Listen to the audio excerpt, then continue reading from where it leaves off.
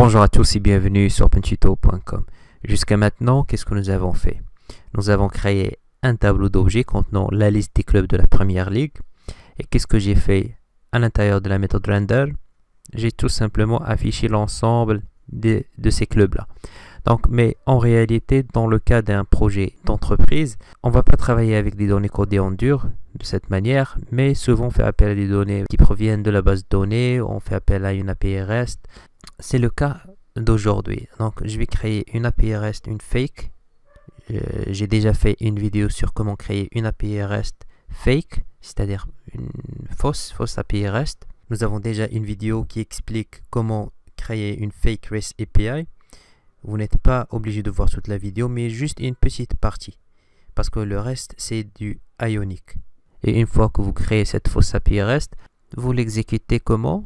Tout simplement npm run JSON server. Maintenant, comment accéder à cette API? Tout simplement en faisant appel à la ressource suivante.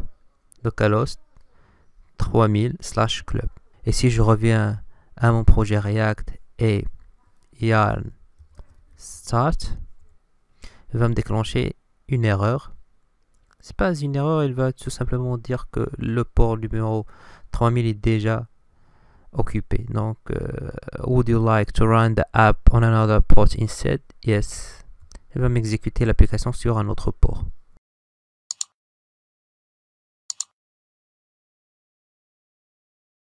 Voilà donc la liste des clubs. Et dans cette vidéo, nous avons utilisé ce qu'on appelle les méthodes de cycle de vie d'une classe. Je vous laisse le lien de cette page dans la description de la vidéo, c'est très important. Il faut comprendre les méthodes de cycle de vie. Et l'une des méthodes que nous allons utiliser dans cette vidéo est la suivante, la méthode component_did_mount. La méthode component_did_mount est exécutée après que la sortie du composant a été injectée dans le DOM. Je vais venir ici, component_did_mount.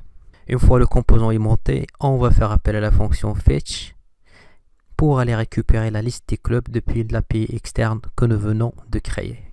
Donc, il va me retourner une promesse. Response. Et qu'est-ce que je vais faire? Tout simplement, je vais afficher la réponse. Console.log. Je vais voir ma réponse. Response. J'enregistre ici avec F12. Voilà la réponse, body, header.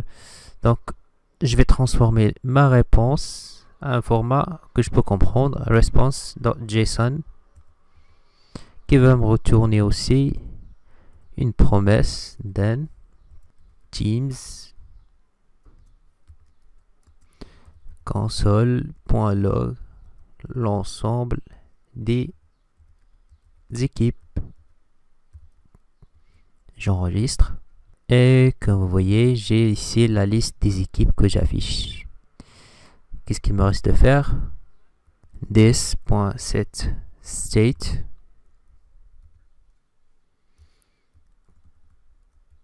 clubs.